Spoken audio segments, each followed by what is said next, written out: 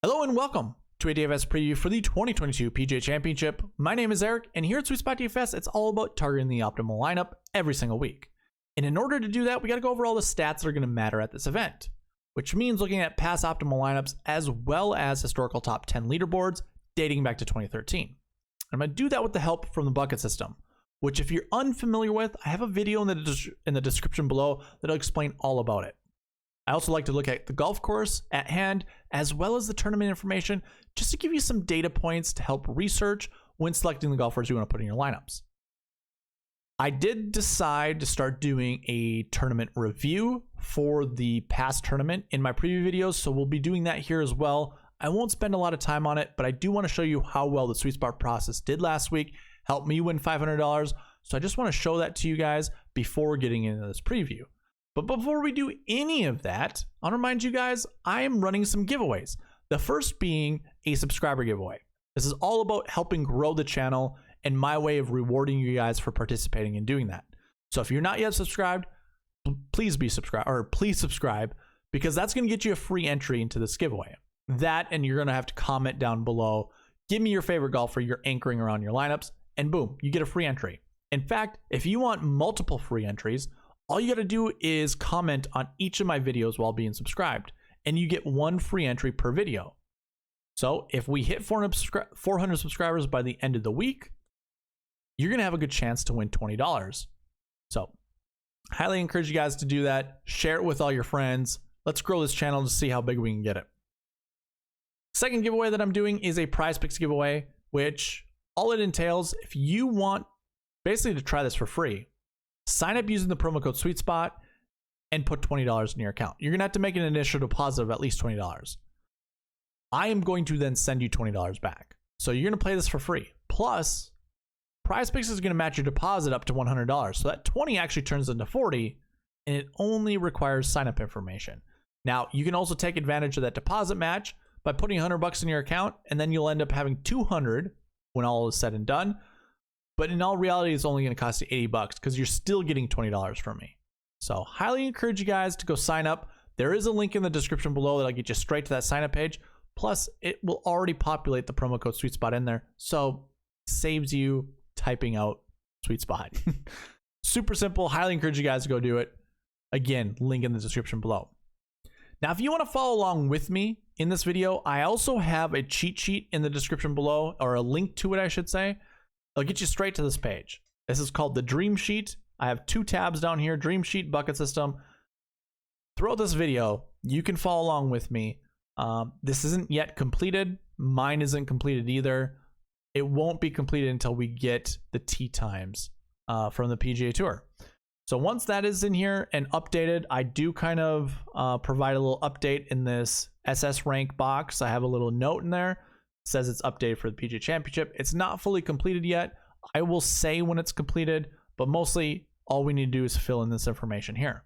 But again, everything I'll be covering in this video, you can follow along with me, so you're not going to be lost. Plus, when I go over the bucket system, that's also here. So you can follow along with me. I only ask you guys to go to the file menu, go down to make a copy. That way you can modify it however you'd like. It's just easier that way. So that is available to you. I will have an optimizer available tomorrow. It is an Excel sheet. It's pretty nifty.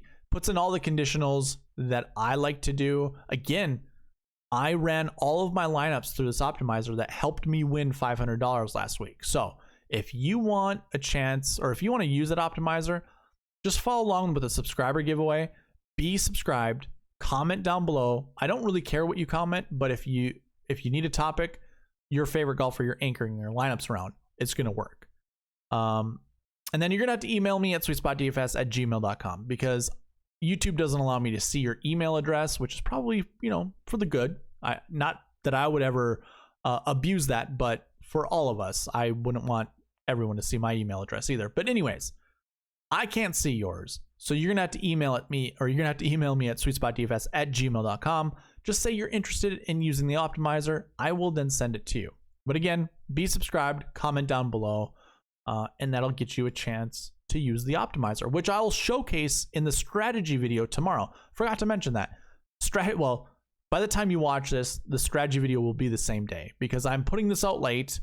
I apologize. I was really involved in updating my rankings for these sheets. And before I knew it was 10:30 p.m. at night. I didn't even notice. I wasn't really keeping track of time. So unfortunately, I'm getting this video out much later than I should have, especially with it being a major championship. So for those of you waiting for it, I apologize. But hopefully it'll be worth it. So with all that's being said and done, let's go ahead and get into a review of the AT&T Byron Nelson. We'll talk about a little recap here. I went 90% in on Jordan Spieth, and I've been kind of toying around with this strategy for 4 weeks now, and it's actually been very successful. I like to anchor my lineups around 2 guys.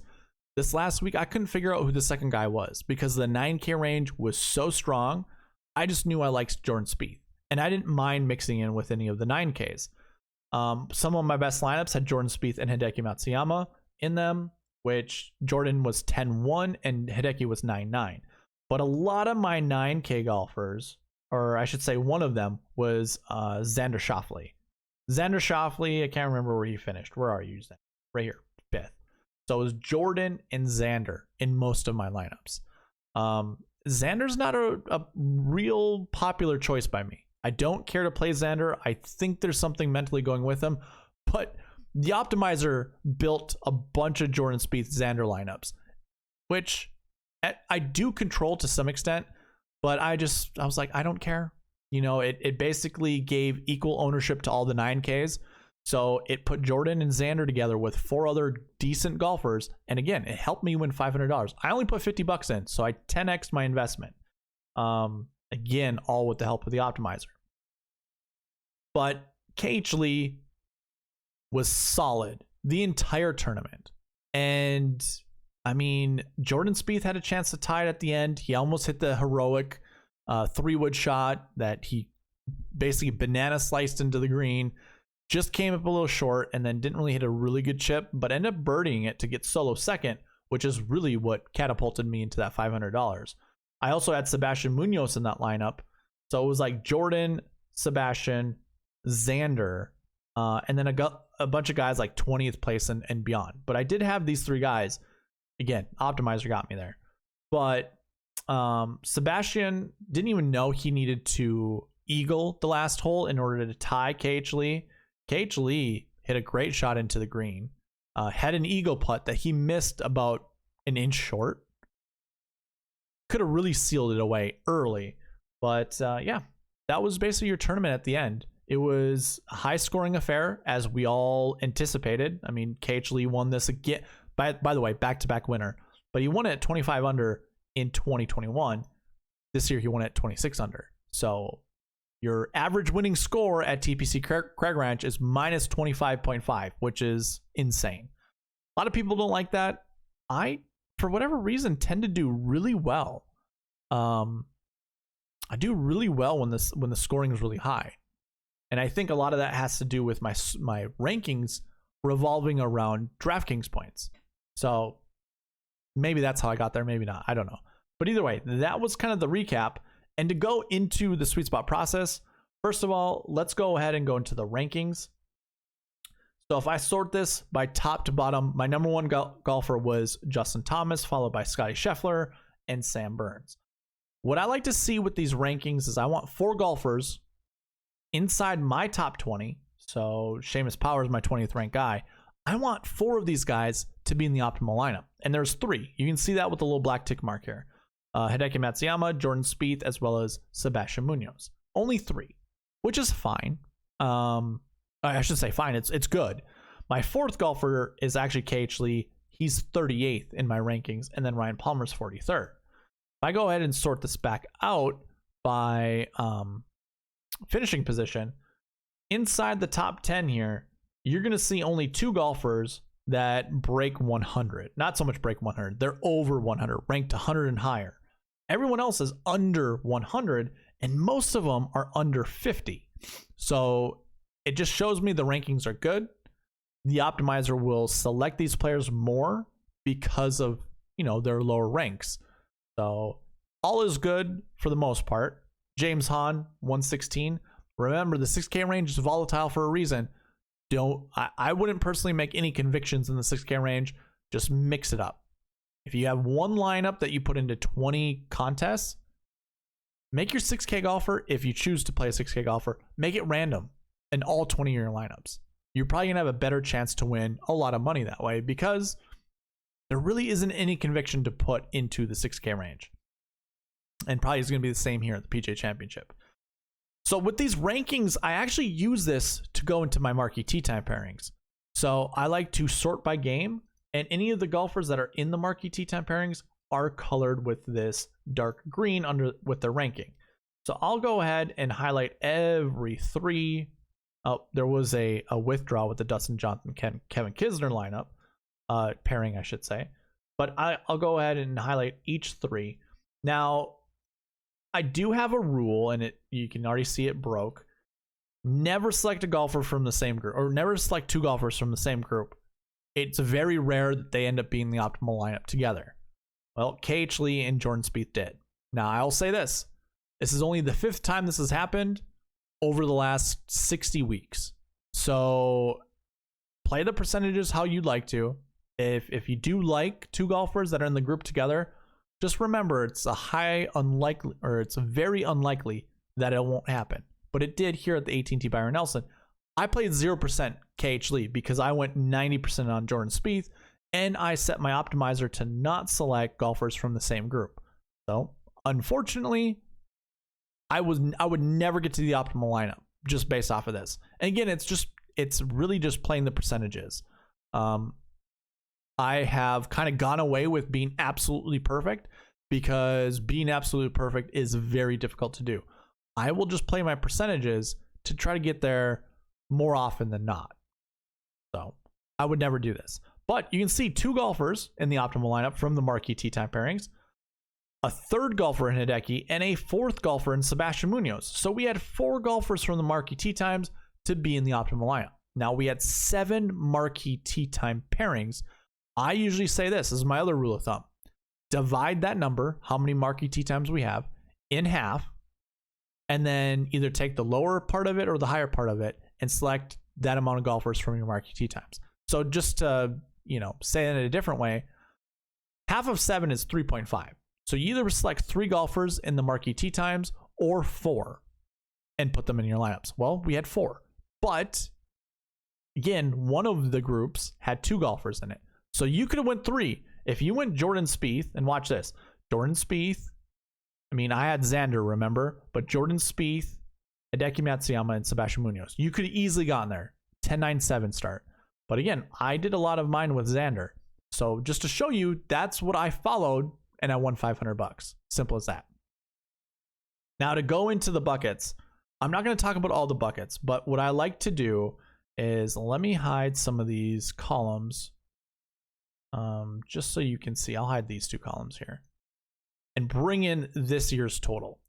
So I have a little formula in all of this. This Y comes about, or how it, first of all, or I should say backup, timeout.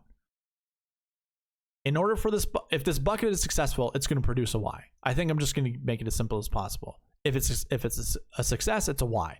And it's based off of looking at top 10s, optimal lineups, and the sweet spot optimal, which is kind of, I didn't even get into past optimal lineups.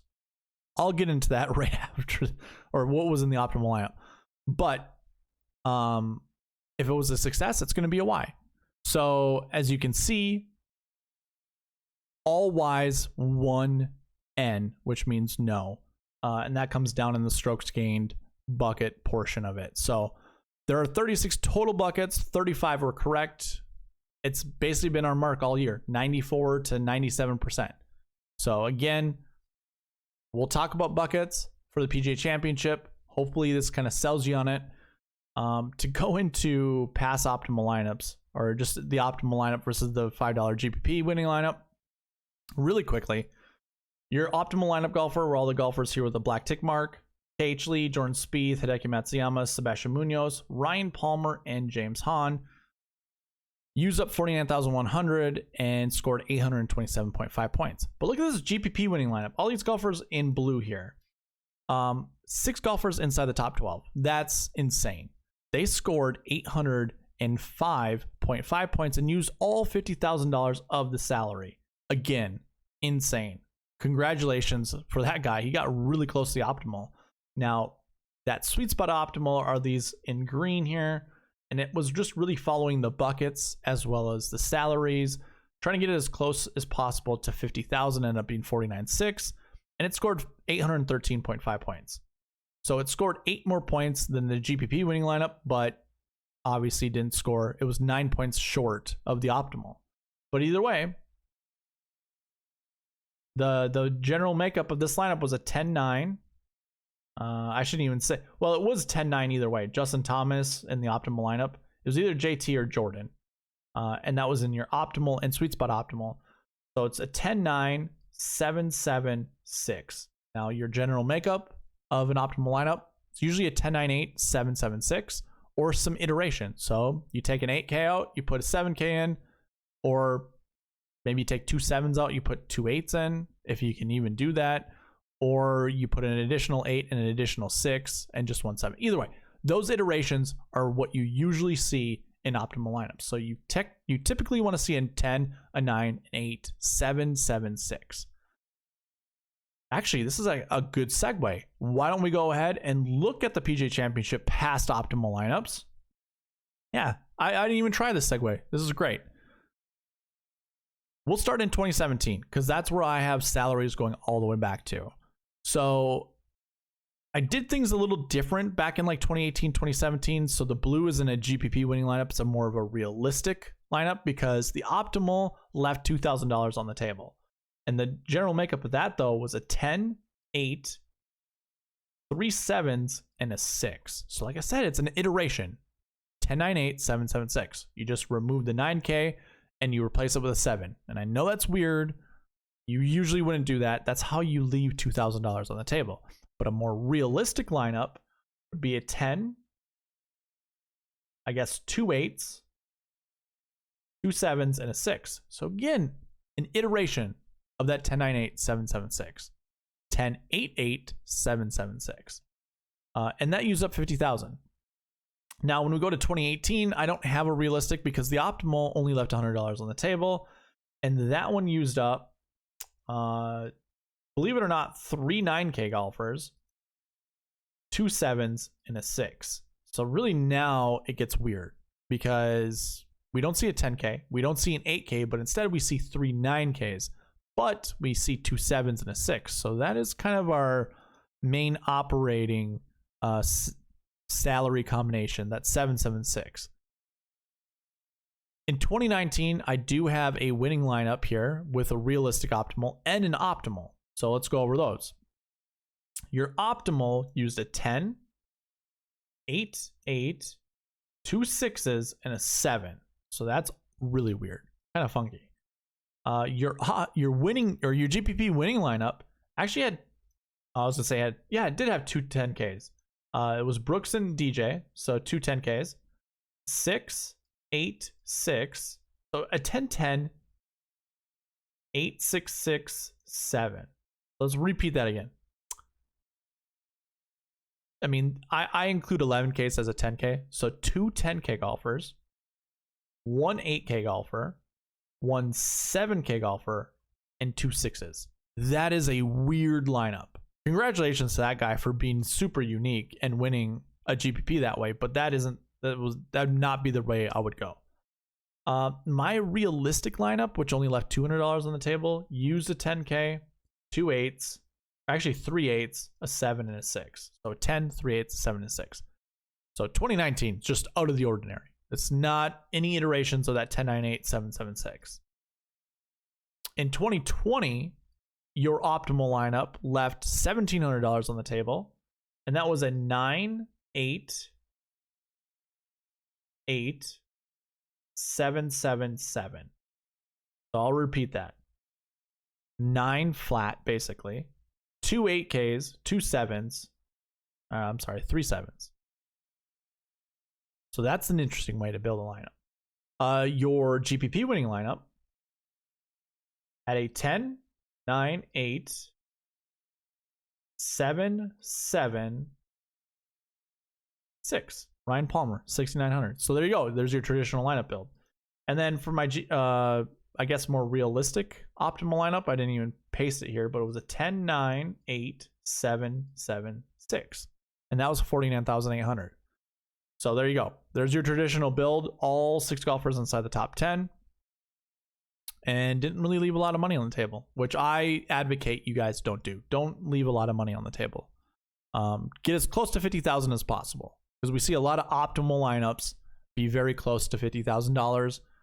Every once in a while, you see this that I have on the screen where you leave $3,700 on the table. I don't think you really need to do that. So don't try for it. Seriously, don't do that. It just, what it does, why I say that is it opens up way more lineup combinations that you can build. When you can be super strict, it actually limits the amount of lineups you can build, which makes it easier to build lineups. When you leave a bunch of money on the table, how do you distinguish between, how many 6Ks and how many 7Ks you need in your lineup, or that you want in your lineup?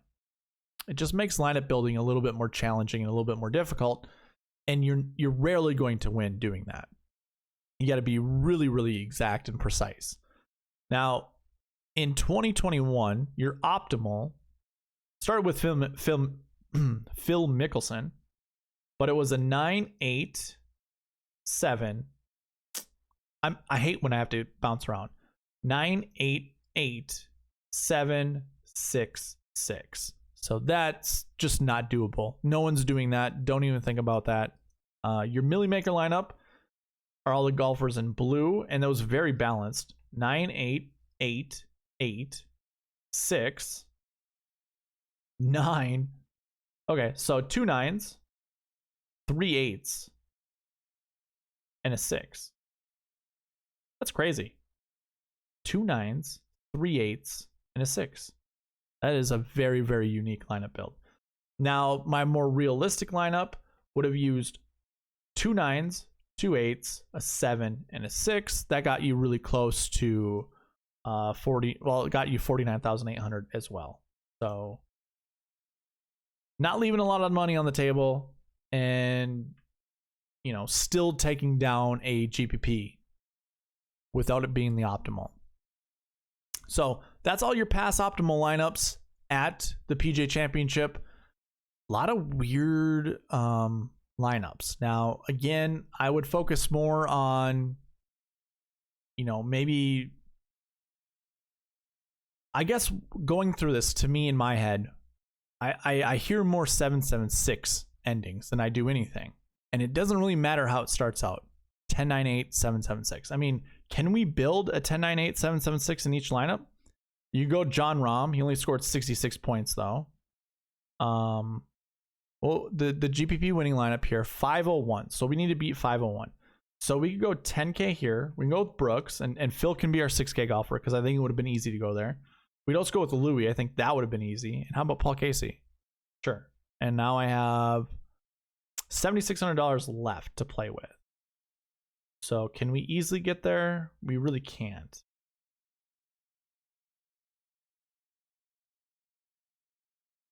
I'm trying to determine how to get, well, Ricky Fowler, I guess, right? That's 49,400. So let's see how many points this scores. 497.5. We would be 4 points away from taking down a milli. So you really couldn't do it that way. I think these three, how about it's another 6K golfer? And now I have 9,000 left. So this is doable. It would be really difficult to get here. Let's just say Will Zalatoris. This is 49,800. So if I went like this, and then these four, 510.5, this does beat the Millie Maker, and that would be using a 1098. Well, 1098, 866, which hard to do. I would never go there. I would always just do a 1098, 766. So this is $200 too much, which is a bummer. Oh, here we go. Charlie Hoffman, 74.5. This is 49,700. Let's see what this ends up totaling out.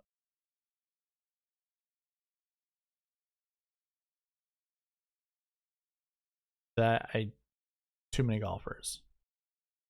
509.5. Yeah, this takes down a GPP winning lineup as well. We don't want that. We want this. That's 506. So that also beats the Millie Maker lineup. Anyways, just trying to show you that a 1098 776 is the way to go. Sorry for that taking a while. All right, so from here, what I like to do, well, actually, I would have been talking about the golf course before going into pass optimal lineups. So I guess I'm bouncing around. Let's go ahead and talk about this tournament. So PGA Championship, obviously, we know that. It's major championship, the second one of the year. Field size 156 players. We're going to have a handful. I think you can actually toss out 30 some players because this PGA Championship, what's great about it is if you were a head pro at a golf course, you actually have an opportunity just through that avenue to play through sectionals and regionals to get to the PGA Championship. Because this is hosted by the PGA of America, they want to reward their members who put in all the time, the bookwork and stuff like that to become head pros or, general managers, directors of golf who still have a passion to play. So you get like 20 some of those golfers that qualify through that whole process. You don't want to play any of those guys. As good of golfers as they are, they're not PGA Tour caliber. And most of them, unless the guy is from the area, it's way more challenging for these golf professionals. There's a big difference. A golf professional is someone who teaches golf, who runs a golf course, or a tour professional is someone who plays for a living. So these guys who are more business oriented, who give lessons, they usually don't play enough to really hone in on their skills. Now, some of these guys, they do. And some of these guys go into these jobs for this exact reason. I was one of them. I was planning to do this. This is a very exact same thing, but I just can't stand the golf industry when it comes to dealing with customers and stuff like that. So I never did. But I always had a head pro that did. And a lot of the guys who were like assistant golf professionals all tried to do the same exact thing. So those guys at the bottom of your salary leaderboards, like $6,100, 64 and below, if you don't know what their name is, don't play them. It's simple as that. So you can cross out about 30 of those guys. And really, you have a field size of like 120 that really have a chance to do anything at this event. So keep that in mind. Now, the cut is top 65 in ties. I'm not going to put an average winning score or cut score for this event because different golf courses present different challenges. A lot of people are forecasting this golf course to be a little tougher. So it's hard to compare that to a Whistling Straits or any other event that might have been 15 to 20 under, or I shouldn't say event, but golf course for this event, very hard. So I'm not even going to put an average winning score or an average cut score. Let's stick with everyone's forecast. This is going to be tough. So we can probably think a cut score is going to be +4. I think +4 is probably great. And an average the winning score here is probably going to be -8 to -12, somewhere in there. It all depends on what the wind is going to do, because that is the primary defense here. Now, the strength of field this week, 885. PGA Championships, believe it or not, usually have the highest strength of field in any event for the year. A lot of that is due to the fact that there's not open qualifiers, because like the US Open sets aside like 70 some opening qualifying positions, whereas the PGA Championship's more inviting of PGA Tour players into the event. So you'll have more top 100, top 200, top 300 players at this event. So the strength of field is going to be tough. So if you're going to do any kind of research, yeah, you can take a look at strength of field. Anything over 800 is going to be a good starting point. Weather looks like it's going to be pretty warm. And by the way, this is Monday night, so take it with a grain of sand. Wind, seems to be forecasted up. Windfinder.com Wednesday night is usually the place to go, just to kind of get an update on the wind, and also to determine, you know, is there an advantage to wave stack, which we'll talk about in the strategy video. But again, check all your weather Wednesday night. Right now, we all know weather can change at a drop of a dime, so don't take all of this as an end-all be-all. So the golf course being used, Southern Hills Country Club, you're gonna hear about this all over the place. There are people in the DFS industry who've played this golf course that are giving their recommendations and stuff like that. I have not played the golf course. All I've done is take an aerial view to see what shot shapes matter, which do not, and, you know, also taking kind of one of those drone footages just to see how the fairways slope and stuff like that. Because if you have a sloping fairway, you typically want to hit the opposite shot shape into it to mitigate kind of that bounce or that trampling that goes with the fairway. So with all that being said, the shot shapes that I have, you can see on the screen right here, not a lot of them. I should say this. I didn't see a single fade that it was required to be hit. You certainly can play a fade here. Don't get me wrong. And the draws that you see, not a lot. Now, I've heard all through the industry that you want to hit a draw at this golf course. As far as I saw, I mean, the drone footage was really good going through the trees and determining, you know, what shot shape really matters. It's all position golf, just like the RBC Heritage. So you can hit any shot shape you want. It's just going to be determinant, or what that will determine is your shot coming into the green. So you could go way to the, you know, the open side of the fairway and hit a shorter club. You'll have a longer approach into the green, but it will be completely clear. Or if you want to go around some of these dog legs, you're going to have to hit the shot shapes that I have on the screen. I just don't think it's absolutely necessary. When I was looking at it, it did look like it would fit more of a drawers or right to left shot shape, kind of what you see with your eyes, but it's not necessary. So I'm not gonna be one of those guys that trying to think of the phrase, but I'm just not gonna be one of those that touts that kind of thing. It's a par 70, 7,400 yards. Your greens are bent grass, and then the rest of the golf course is Astro Bermuda, which Astro usually is turf. Like, I should say turf. It's like fake turf when you think of that, like AstroTurf. If you remember the old Mariners Dome or even the Metrodome, it's all that fake stuff. But I don't think that's what they mean with Astro Bermuda. I don't know what this strain of grass is, so I'm not really going to talk about it. We can just pretend it's Bermuda. So I actually added bent grass and Bermuda to my model this week because, and if you're doing this at home, whether you have Fantasy National or whatever site you're using, I would just put approach and around the green to Bermuda, and for putting I'd put to bent grass, and then just see which golfers kind of come out, you know, at the top of each of those, or maybe a mix and match, whatever you want to do. But that's kind of how I would be looking at it. So yeah, I think the golf course is going to be tough, just like everyone else is saying.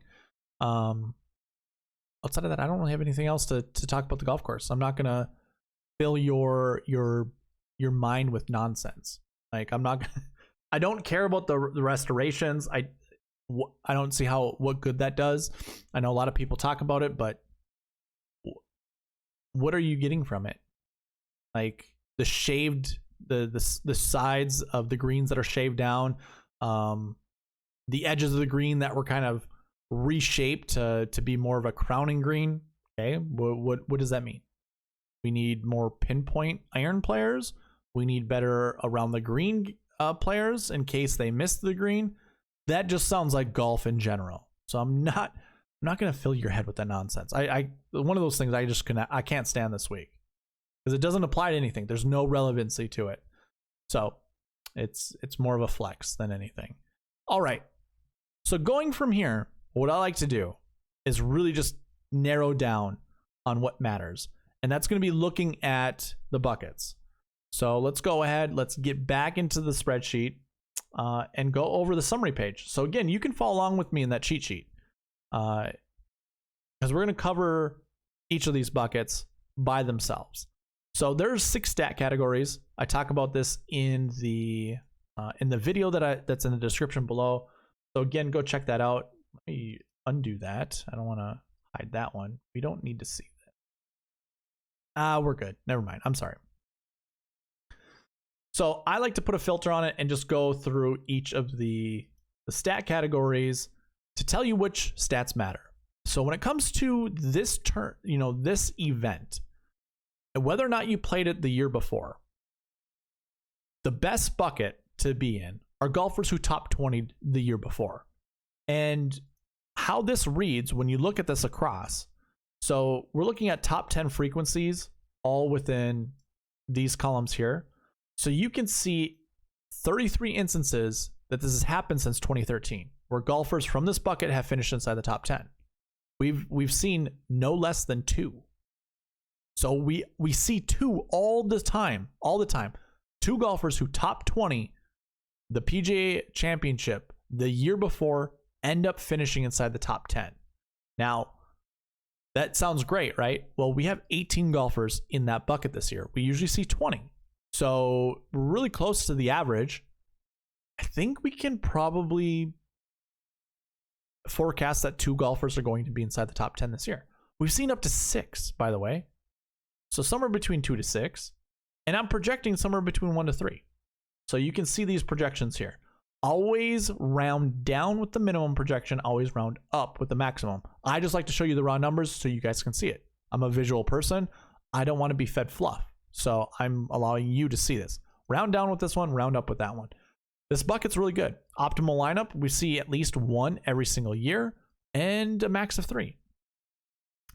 The bucket right underneath at that 20 to 40 range. So if a golfer finished 20th or anywhere between 21st and 40th place at the event the prior year for the PGA Championship, that is, this one doesn't show the frequency being as high as that last year bucket one, but you see one guy in the optimal lineup every single year, and this would be looking at 5 years worth of data. So it's very interesting. That means one guy was in the optimal lineup that was not inside the top 10 one year. And that can happen. That obviously can happen. So it seems like a very important bucket. I will say this. If any of the numbers here in the maximum projection aren't over 2, it doesn't give me a lot of confidence that we'll see at least 1 in. My rule is if this doesn't get over 2, this automatically goes to a projection of 0 to 2. So it doesn't matter what's in the minimum projection. The maximum first has to be 2 in order for this number to stick. Otherwise, it just drops to 0. So 0 to 2 from that bucket, not really caring for it. And then you can see the rest of these. I'm not going to talk about all of them, but I just want you guys to know how to read them. So your top bucket for last year would be a top 20 finish. And then it's really close between a missed cut and a 20 to 40 finish. So that's where you want to be kind of looking at your golfers. Look for your anchor plays somewhere in there. And then you're probably just going to mix and match from there on. I'm not going to say pick all 6 of your golfers from those 3 buckets, for the last year buckets, but, start there. Look for golfers you like, build those lineups with those. It's not the only stat to look at, though. We have last week stats. So this is the event the week before. I'm sure you've seen a lot of trends online talking about how many of the winners, over the last 7 years, how many of them played the week before and finished. We've been doing this forever with the bucket system, because as a competitive golfer, I know it matters whether or not taking a break the week before heading into a tournament or playing into the tournament. Both do matter. Both are very advantageous. It just depends on how many events you've been playing prior to last week's event, if you did play in it, in my opinion. But anyways, having a top 20 finish, huge, very huge success. Even, without me hearing that from the rest of the industry, I can already tell you it matters. The buckets line up. We see 1 inside the top 10 every single year, but we don't see 1 inside the optimal lineup every single year. So, but it is an 80% frequency rate, meaning 4 to 5 years, 4 out of 5 years it actually happened. Same thing applies having that 20 to 40 range. There is one golfer that's been inside the top 10 from this bucket every single year. So if you have a golfer that you like, that top 20 last week, go ahead, play him. If you also have a golfer in that 20 to 40 range, I see no issues there either. I will say this though. I used to just look at the raw numbers here, like the min, max, and the total, and I'd be like, oh yeah, this bucket really matters. Well, guess what? We only have 8 golfers in that bucket this year when we usually see 20. So the projections actually reflect that. And it also reflects how great the strength of field in that bucket actually, or I should just say, it looks at the strength of field points to determine, how potent that bucket is. And it's not very. So although we see success every single year, projections don't really bear that out. Instead, your best bucket are golfers who didn't play last week. We see 98 golfers, so this becomes a volume-driven bucket. 98 of them are in there when we usually see 85. Frequency rate is almost 100%. This is like, 8 out of 9 years? I think that's what this percentage is, where we've seen one inside the top 10 at least. Large strength of field in this bucket. I think you have like your Brooks Koepkas in that bucket, Rory McIlroy's in that bucket. You get a lot of good golfers that are in that bucket. So we're projecting somewhere between 2 to 5. So your 2 buckets, far and away the best ones, top 20s and did not plays. So if you're looking for anchor plays, start there as well. And again, you can mix and match with the last year buckets. So you could actually have 2 top 20s, a top 20 from last week, as well as a top 20 from last year. Whoever that guy is, anchor that lineup around, or anchor your lineups around that guy. I have no issues with that. Going from there, we can go ahead and look at course history.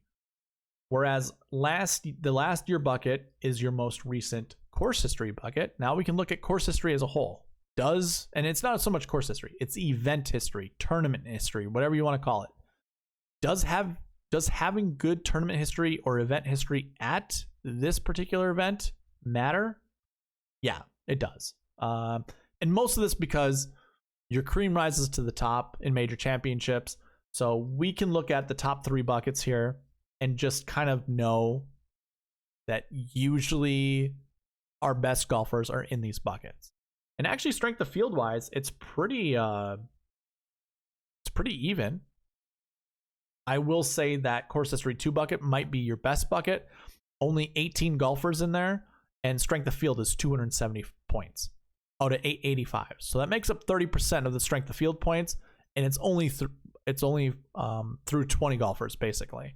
Whereas that other bucket down here has 45 in it, and it's still 9 points behind the course history bucket, or the course history 2 buckets.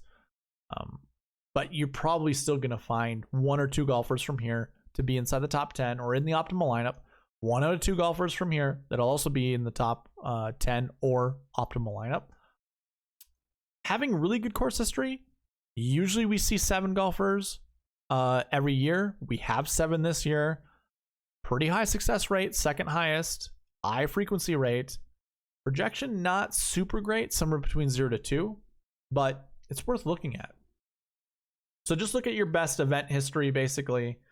And then if you did need some, to fill in, go to that course history 4, but I would largely say stay away from course history 5s and 6s, those that average a missed cut every single time they play here, or those that just have never played a PGA Championship before.